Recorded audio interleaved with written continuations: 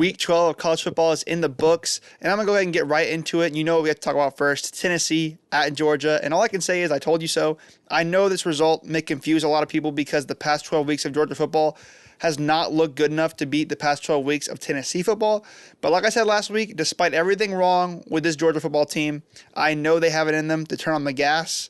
And Georgia's a team that, even when they're not at their best, they can still rev the engine when their back is against the wall, and that's exactly what happened here. I predicted Georgia to win this game because I knew it was a must-win game for them, and I had a sneaking suspicion that this would be their best game of the season, and it was. I have to give it to oddsmakers as well because they must have seen what I did, because I think that logic would tell you that a Georgia team that has struggled on offense so much would get bullied by the Tennessee defense, but they didn't.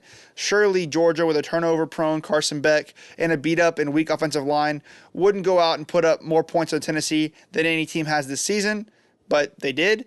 And Carson Beck threw 0 interceptions. That offensive line gave up 0 sacks. And I have to hand it to Mike Bobo. I've talked a lot of bad about him. I've flamed him the last week and throughout the season for poor play calling. But he really did call a great game this time around. And I hope that he learns from this game because he actually trusted Carson Beck to throw the ball.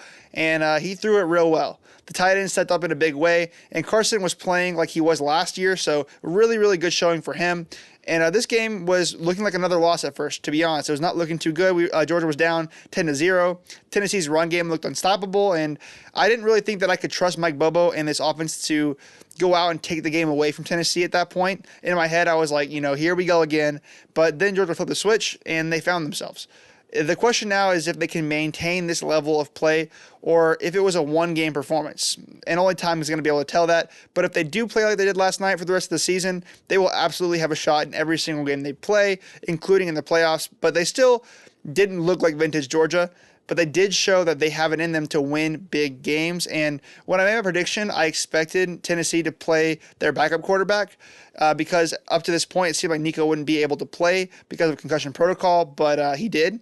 And Georgia also didn't have Etienne, who had been our most productive offensive player of the season. So I was really impressed with this win for Georgia. They continue to own Tennessee. I'm just glad that it was a home game because the atmosphere really, really helped.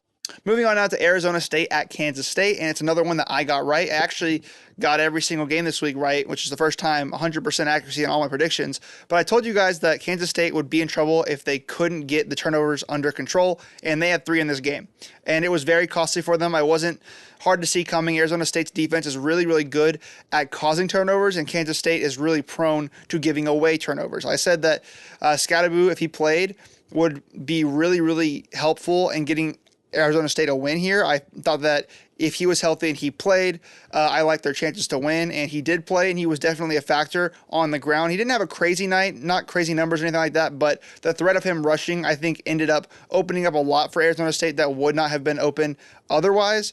And basically, the game turned out exactly as I expected it to. Kansas State didn't bring their A game, and Arizona State just kept chugging along like they have all season long. For Arizona State, they have been a really good team the past few weeks, and they have a really good shot at making it to the Big 12 championship game and possibly punching their ticket to the playoffs if they win that game. But they still have to go through BYU next week, which will tell us a lot and really make or break this season for them. Next, I have Texas at Arkansas. And again, I got this one right, as I said earlier. Not only did I predict Texas to win this game like everyone else did, I also predicted that this game would be a close game that Texas would pull away from late in the game.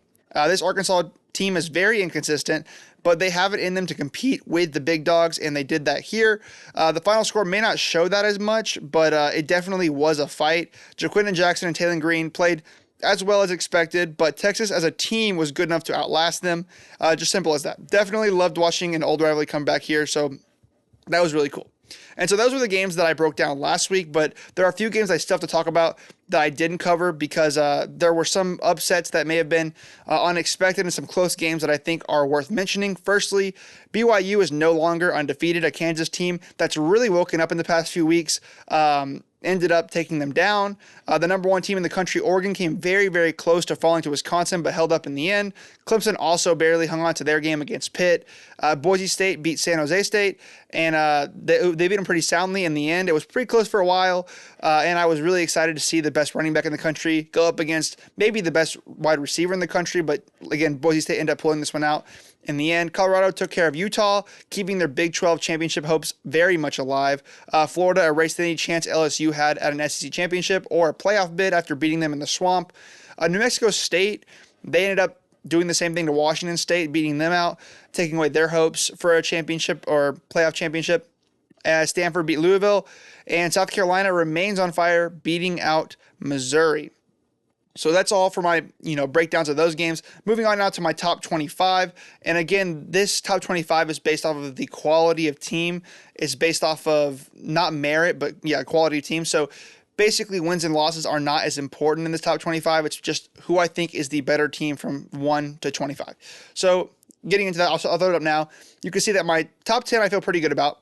I'm a little iffy on where to place Alabama, Georgia, and Tennessee, since all three have a weird thing going with them beating each other out. But, this is where I have them right here. So honestly, I could see really any argument about those teams moving around, but that's where I have them. I know some people think that Indiana may be ranked too high, both in my rankings and the national rankings, but that'll get sorted out this week when they play Ohio State. We'll really see what caliber team that they are, but for now I have them in the top 10. Notre Dame continues to climb as they keep dominating inferior opponents, and other teams around them just start to crumble. BYU, they fell a few spots after their loss. I'm not going to take it too harsh against them because Kansas does look really, really good right now, so I won't really punish them too much. Illinois, Iowa State, and Miami, they ended up rejoining my top 25 because other teams fell, not because they really did anything special. And so Miami fans, you are back on this list. I keep, going back and forth whether I should put you guys on or not. Terrible defense, but really, really good offense, so I put you guys in. And teams that dropped from the rankings included Kansas State, Washington State, and Louisville. But that's all for this video, guys. I hope you guys enjoyed. Please like, comment, and subscribe. And if you want to check out any of my other content, please go to my socials. It's on X or Threads. It's _rock321 there. So yeah, peace.